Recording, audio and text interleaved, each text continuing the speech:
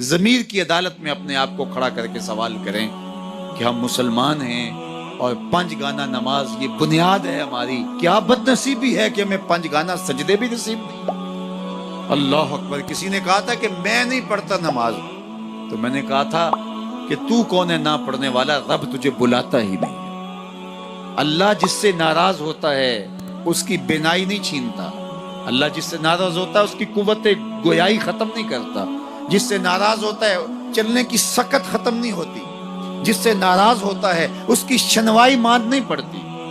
اللہ جس سے ناراض ہوتا ہے اس سے ہدایت چھین لیتا ہے، اس سے خیر کی توفیق چھن جاتی ہے اور وہ ظلمتوں میں ڈوب جاتا ہے.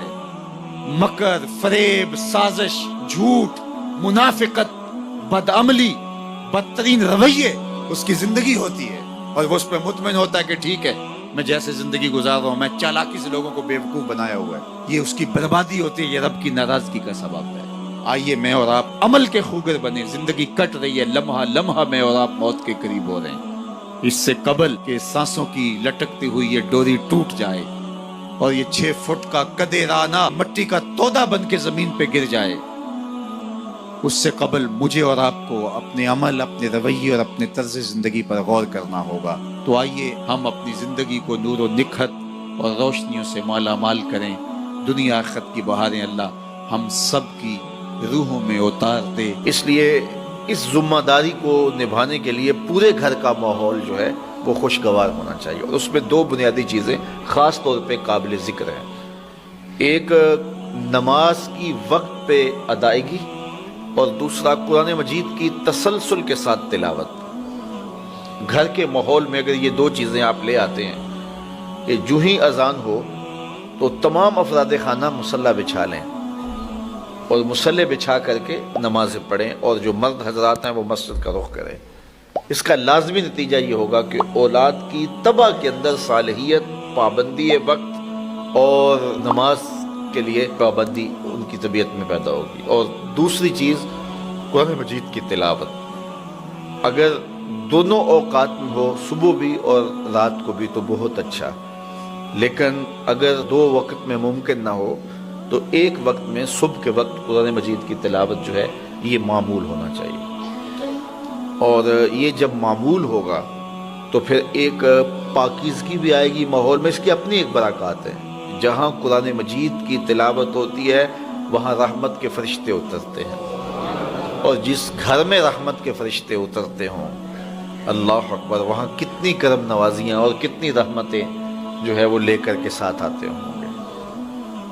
جس گھر میں کتا، تصویر اور جنبی یہ 3 ہوں وہاں رحمت کا فرشتہ نہیں آتا. کتا ہو، کسی کو غسل کی حاجت ہو اور اس کے باوجود وہ غسل نہ کرے، جنبی، اور تیسرا جو ہے وہ تصویر. جہاں یہ ہوں میرے حضور نے فرمایا وہاں رحمت کا فرشتہ نہیں آتا. تو بعض گھروں کے اندر قد آدم کے برابر تصویریں لگی ہوئی ہوتی ہیں، تو ظاہر رحمت کا فرشتہ تو وہاں نہیں آئے گا. اور پھر یہ تصویر کسی تقدس مآب ہستی کی ہی کیوں نہ ہو تو پھر بھی اس سے گریز کرنے کا کہا گیا ہے. اور آج ہمارے گھروں کے اندر سکرین کے اوپر جو تصویریں چل رہی ہوتی ہیں اور جو مختلف چینلز کے اوپر چل رہا ہوتا ہے، تو پھر ہم کہتے ہیں کہ پتہ نہیں برکت کہاں اڑ گئی. میاں رحمت کے فرشتے تمہارے گھر میں کبھی آئے نہیں تو پھر برکت کہاں سے آئے گی؟ پہلے مال تھوڑا ہوتا تھا، پیسے لوگوں کے پاس اتنے نہیں ہوتے تھے. 100 روپے کا منہ کوئی دیکھتا تھا. لوگ پیدل سفر کرتے تھے. میں ایک دیہات کا رہنے والا ہوں، سارے لوگ پیدل شہر میں آتے تھے. لوگوں کے پاس دو سے زیادہ جوڑے نہیں ہوتے تھے. اچھا جوتا کسی کے پاس نہیں ہوتا تھا. شادیوں سے بڑے بھائی کا جوتا، چھوٹے بھائی کا جوتا، ایک دوسرے کے جوتے مانگ کے لوگ لے کے جایا کرتے تھے. سکول کے بچوں کے پاس بہت ساری مائیں تو کچھ کھانے کے لیے دے دیتی تھی کہ یہ دوپہر کو کھا لینا، اور خرچی بھی بڑی معمولی سی ملتی تھی. اور آج ہر بچہ 200-300 روپے کا بیلنس روز جو ہے وہ موبائل پہ خرچ کرتا ہے. موٹر سائیکل کا جو ہے وہ تیل الگ خرچ کرتا ہے، اور جو اس کی جیبیں بھری ہوئی ہوتی ہیں. اور اتنا کچھ ہونے کے باوجود برکت نہیں ہے. برکت جو ہے وہ پیسوں سے نہیں آتی. جب رحمت کے فرشتے آتے ہیں برکتیں لے کے آتے ہیں. اور ہمارے گھروں کے اندر جو قد آور سکرینیں لگی ہوئی ہیں اس سے برکت اڑ گئی ہوئی ہے. اور اس پہ پھر کیا کیا دیکھا جا رہا ہے اور کیا کیا دکھایا جا رہا ہے، تو پورے ملک سے برکت اڑ گئی ہوئی ہے۔ پیسے کی فراوانی کے باوجود برکت باقی نہیں رہی ہے۔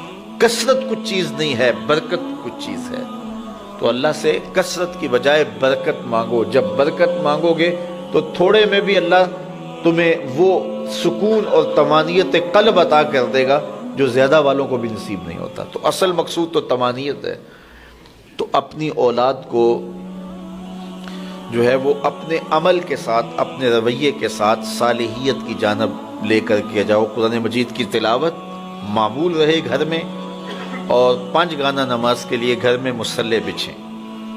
مائیں بہنیں بیٹیاں گھروں میں مصلی بچھائیں، اور مرد حضرات مسجد کا رخ کریں، تو پھر دیکھنا کہ اس کے اثرات مرتب ہونے لگے۔